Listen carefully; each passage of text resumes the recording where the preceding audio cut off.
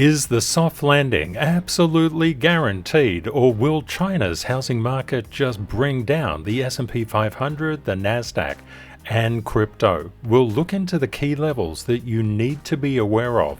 We'll look into gold and silver, the intercorrelation and interconnection between charts. Also, a lot of news inside the crypto space, and then we'll look at the key levels. Let's run the numbers.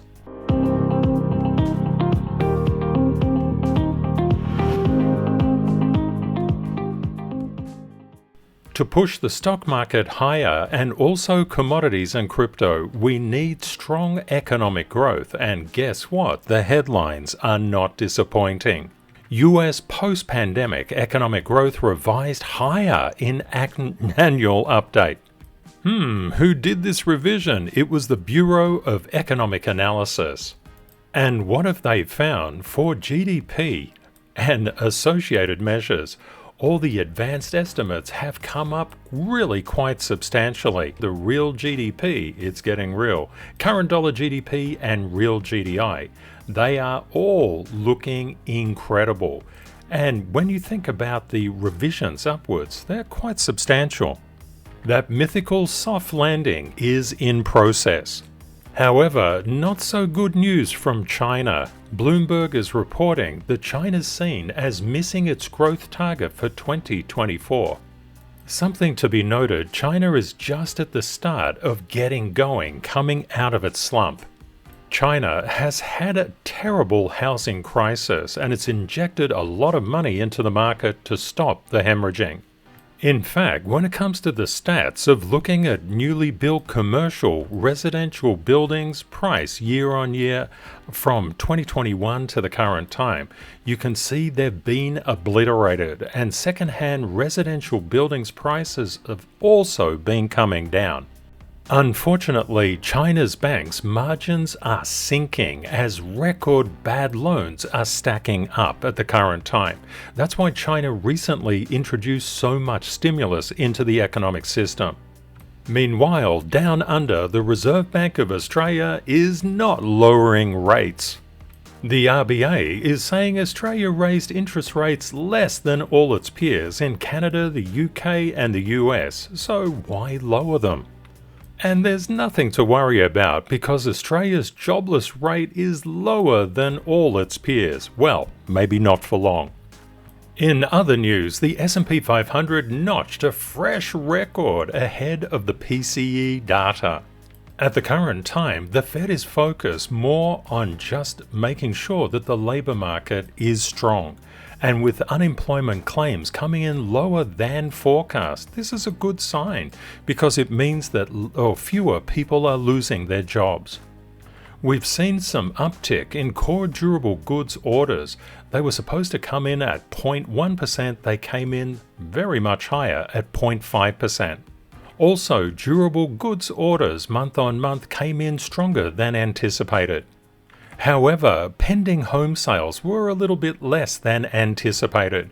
We're getting the revised University of Michigan Consumer Sentiment Survey out just tomorrow, so just keep this one in mind.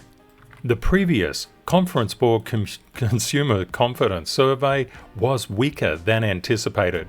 Hopefully the University of Michigan will revise that confidence up because that's what is required for GDP growth going forward.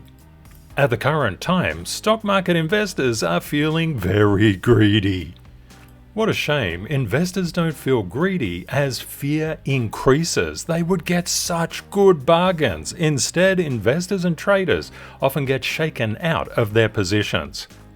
As the S&P gets into uncharted territory, or so they tell you. It's not uncharted territory at all. Look at these resistance levels up at 57, 62, 50. What happened was that we saw the S&P 500 just rebound from this incredibly strong structural support just south, well, just a little bit north of the 57.20 level. It came through a positive fresh air gap. And look what happened. It struck structural resistance, not one level, but two levels and three levels there. And what did it do from there? It said, ouch, I just banged my head. I need to go for a rest. I need to go lay down. So it did, until it started resuming back upwards again on good economic data. Please make sure that you don't fall for the trap of thinking price discovery is a real thing. It is not. Just like the S&P 500, the Nasdaq has been doing really well. It also jumped up and then decayed backwards. The thing that we always need to note, where is the structural levels on the particular chart that we're looking at? If we understand where structural levels are, we have a much better opportunity of actually understanding how price will go. You notice here that we push through two levels of structural resistance around that 18,155 mark. Then we came up through a variety of different levels of structural resistance. We saw that we were gravitationally pulled back to that 18,155 level. Currently, the Nasdaq is seeking to consolidate as support above that 18,155 structural support level. This is actually really good news. If we get a continuity, we're going up to challenge the 18,385 level. If we drop below the 18,155, that puts 17,992 into focus. A really big determinant of where the entire market is going, as far as the stock market is concerned, are junk bonds. Junk bonds, as you can see, are still under structural support, and we've just come into an area where there is a massive amount of structural overhead resistance. Please, if you're inside the service, make sure that you turn on your indicator to make sure that you understand how this structural resistance is playing out. When junk bonds flatten out like this, it's a really big hardship for the main markets. And what we can see here is that we're getting a little bit more risk on behavior. It's just very early, but we could start to challenge those higher levels. Hopefully that is what happens. If we start to come down, you need to know the structural levels below on junk bonds to understand where the S&P 500, Bitcoin, and all of the stocks and cryptos are going. Junk bonds is incredibly important. Gold has had an absolute runaway time inside the markets, and we can see that it's starting to flatten out just a little bit as we anticipated. Right back at the start of the month, inside the service, we do these three-dimensional price parts. What they do is to allow you to apply three-dimensional risk management and understand what you will do if prices come up, go flat and go nowhere, or prices come down. At least you have a reasonable probability range extending between high and low boundaries. And we've found inside the service that they are very representative of typical price action. What we can see right now is that we had an end of month target of 26.56. That was way back when the actual estimates were done on this. Now we're going to zoom in here and have a look at the structural support and resistance levels through the indicator that's released inside the service.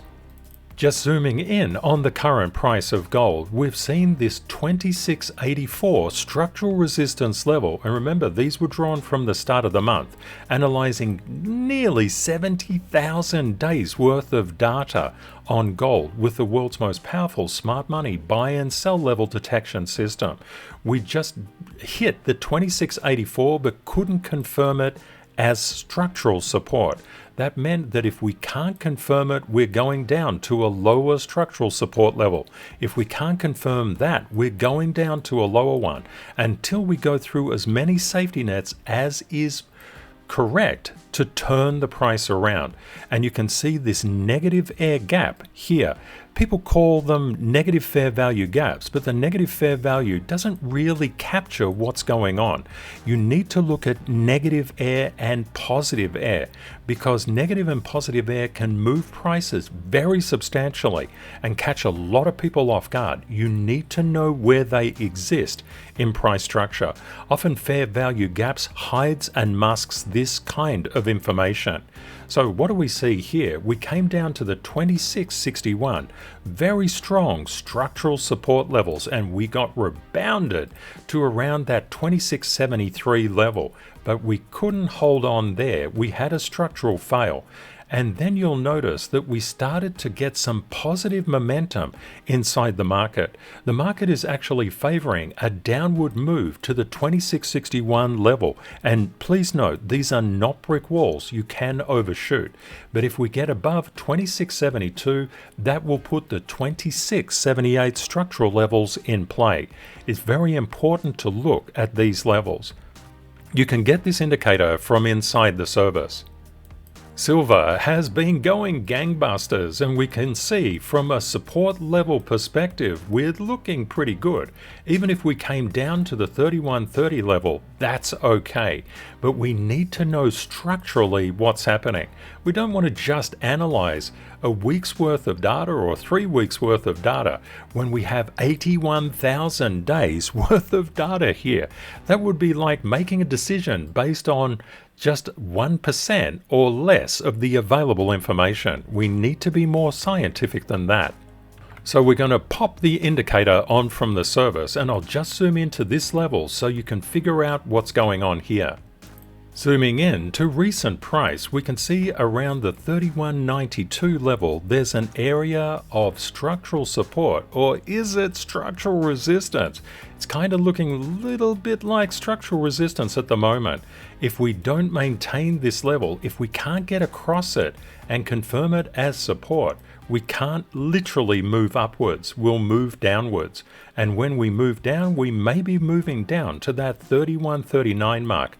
You can see that there are a variety of different levels of structural support in here, but they're not as strong as that particular one.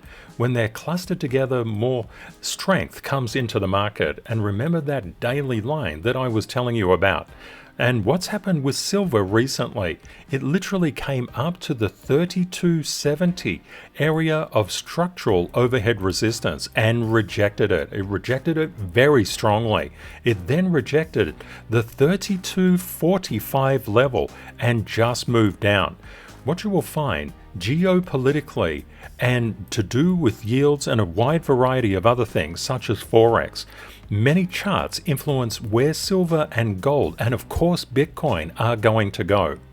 Turning to crypto, no alt can escape Bitcoin's gravity. If Bitcoin is going up, guess where the alts are going? You got it, they're going up. If Bitcoin is coming down, where are the alts going? You got it again, they're coming down. There is a directional correlation between the futures of the S&P 500, the Nasdaq, the Dow, and the Russell, and also Bitcoin. They are directionally correlated. They don't always move in lockstep. As you can see, the S&P 500 came down whilst Bitcoin was saying, heck no, I'm going up. But they come back into alignment, and this alignment is, and sometimes is quite harsh. Now, we need to look at the Russell 2000 because it continues to weaken. This is like the canary in the coal mine. It's basically a bit of a signal to us that this strength inside the main markets is not really confirmed yet. If we see a cutover in the Russell 2000 and things starting to go positive, that would give us a lot more confidence that rallies can be sustained in the S&P 500 and also the Nasdaq. We also want to see that same kind of confirmation in the Dow. A lot of people don't understand that it takes a bit of time for things to play inside financial markets, especially the stock market, which is so slow. Crypto is really fast, but the stock market is incredibly slow. We're getting a rebasing in the VIX. That means it has the potential to move up. And typically, when the VIX moves up, what happens to the stock market? It moves down. And that's what it's supposed to do. It's measuring the volatility inside the stock market. We've seen a bit of a crunch here, and we saw the VIX come up just recently. So please let me know in the comments, what are you anticipating? You think that we're going to hold support and just resume up? Or do you think we might get an underside retest and move downwards? Having your three-dimensional theories at all times playing out is really important. We've seen oil basically fall off a cliff at the current time. It's going down. And we saw a degree of bearish sentiment entering the market that was quickly reversed on the put-call ratio. We can see gold has been just hammering its way up to higher highs all of the time, but we know there's always structural overhead resistance. Please do not fall for the myth of price discovery. It is a myth. And let's have a look at the US dollar currency index, the DXY. That's currently retracing. It put in a bit of a monster run, which gave Bitcoin a headache. But as it's come down, that was very nice for risk-on asset classes. And yay, and yay, and yay. Look at this. Bitcoin made it across that 64,500 level. About time. And then ran smack back in to a daily overhead resistance line. Is trying to figure out at the moment, should I go up or should I come down? The only realistic way to answer that is to have a look at the structure, but first let's have a quick view at the news. One thing that you may like to just pay attention to is that US liquidity has been dropping. The US liquidity indicator is available through the service, as is a range of other indicators. Ooh, here we're seeing something really interesting. Bitcoin price 2-month highs on soft landing. We know what that means. We've been paying attention to it.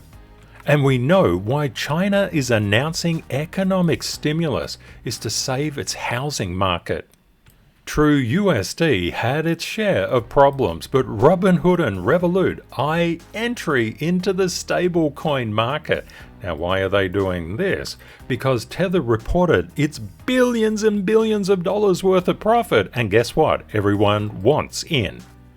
In other news, Binance continues to serve Russian users despite its 2023 exit. Just a point to note, Binance ceased operations on September the 27th, 2023 and sold its exchange to the newly created exchange ComX. Or is that ex-communist? No, it must be ComX. Maybe it was X, because ComX shut down operations in April of 2024. But Binance says Binance has done nothing wrong and it fully complies with everything that it needs to do. But we're going to hear more about this for sure. Ooh, and look at this. US sanctioned Russian crypto platforms for money laundering ties. In a recent report, Visa and MasterCard, their duopoly, has spent north of $80 million lobbying against any credit card competition. And the consumer watchdog organization Accountable.us says, hey guys, you're just with your swipe fees, you're driving up prices and you're controlling the market for digital money. Nah, no good. Gary Gensler is at it again. The SEC chair, Gensler, wants to plug changes in the exchange definition. He's attacking crypto right, left, and center. Don't forget, this guy works for someone. He is just a puppet. Sorry, Gary. In other news, $8.1 billion in Bitcoin options expired this month. Wow, that's a lot of money.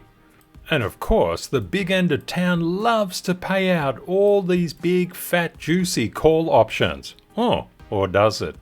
The current price at recording of this video was $65,192. The max pain price in the options market right now is $62,000. We have a lot of call options up here and a wide dispersion of puts inside the market. Please let me know in the comments, do you think we're going to head back? Maybe to lower levels so that these calls aren't paid out, or what do you think? In the new course that's coming out on September the 9th, I'll tell you how you can trade and do it very, very convincingly with profiting from CTKS Method Structure. If you're inside the masterclass, you can get it free. If you're a current member of the service, you can get it free. It's worth $600 US. Now let's have a look. Yeah, you need to fill out the form if you haven't done so already. If you fail to fill out the form between now and the 9th of October, unfortunately that $0 will go away, and please don't miss out on it. Just take advantage of it. Let's have a look at Bitcoin. What is it doing? When I look at Bitcoin from this perspective, I see it's under a level of support.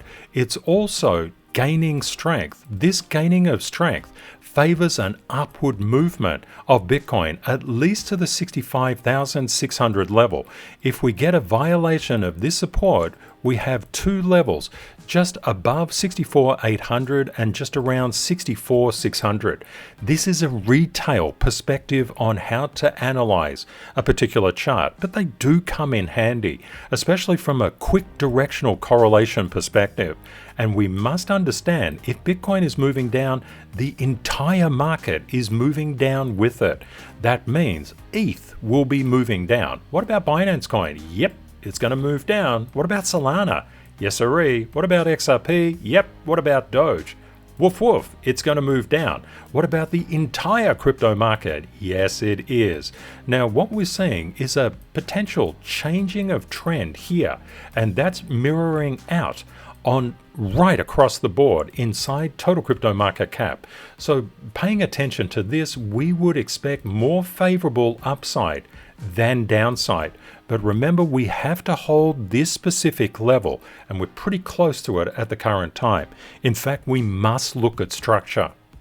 Without looking at structure on Bitcoin, we simply don't know where things are going. And I wanted to reach out and just say thank you very much for all the comments on kindness in yesterday's video.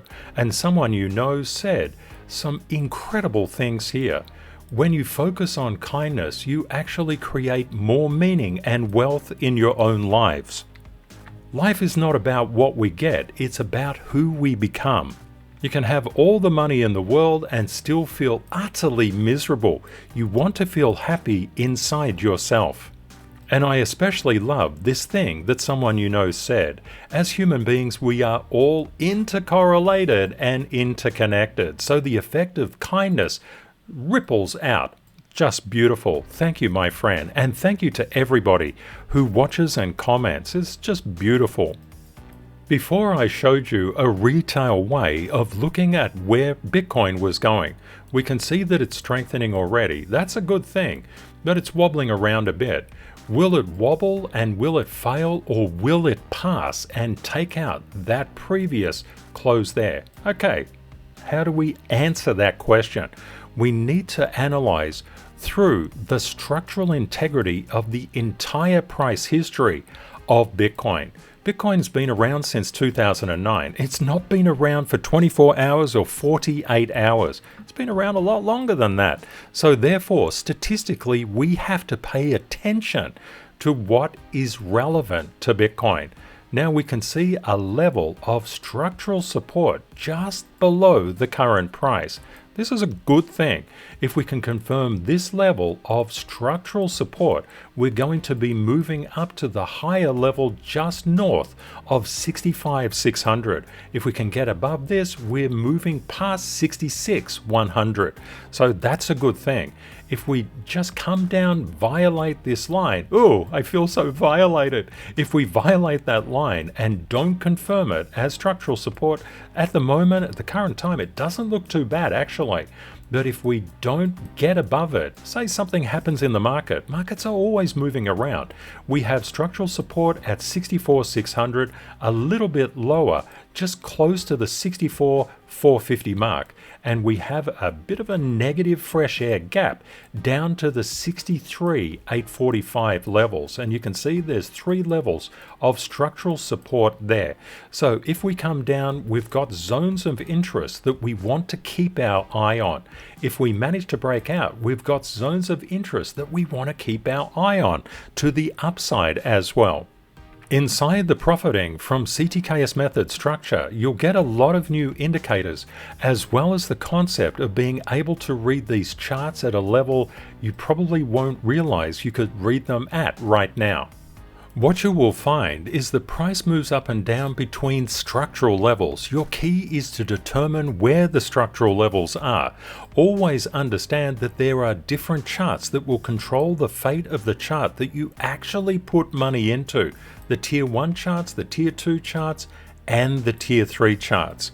If you see the stock market strengthening, that will flow through into Bitcoin and total crypto market cap. So that will push the sub stocks up and also crypto up. So we really need to pay attention.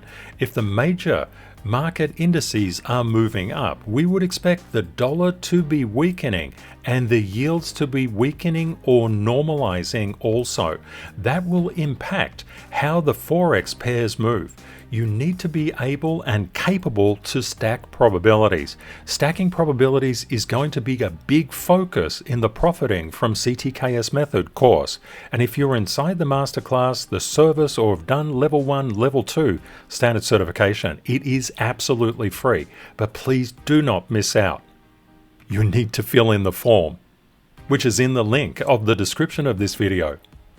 The wonderful thing about crypto, it's a really forgiving market. Things can be crushed down, but they can restore very, very quickly.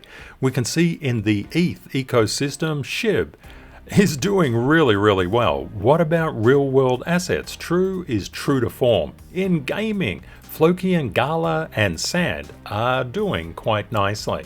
Inside the service, Doge is the greatest winner and gainer, and next Solana. XRP is yet to get going.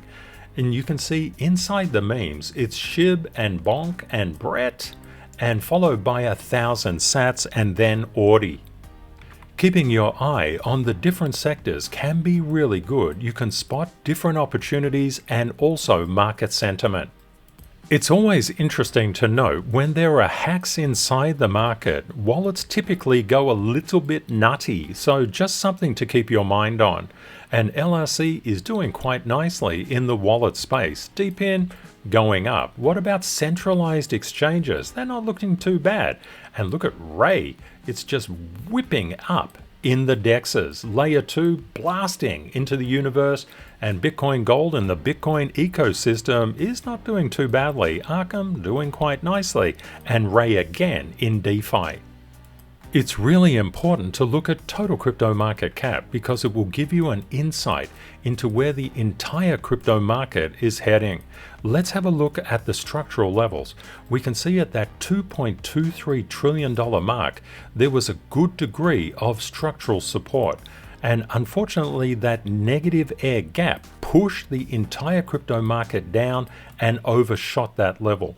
When you're looking at levels like this, and I'll do a lot of explanation inside the Profiting from CTKS Method Structure course, and don't forget you can get that free, so act on it please.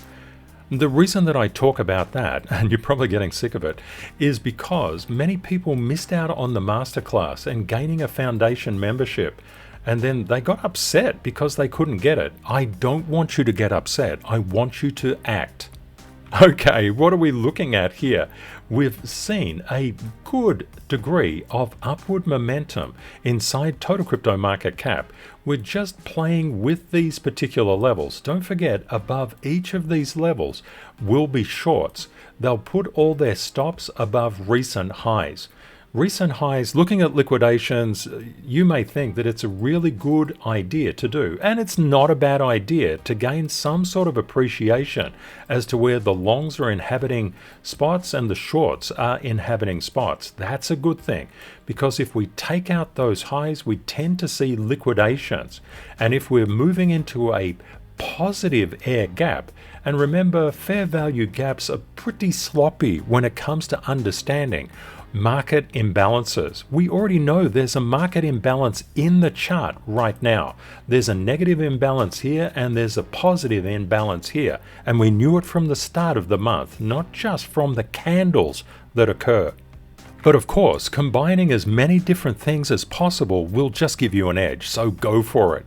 Just bear in mind that up here in this $2.25 trillion mark and above, there is structural overhead resistance. This often means that when we get into these areas, the sellers will simply push down to a lower area of structural support. This lower support level is really quite good. It means that the buyers have been stepping in. This creates what's called positive air.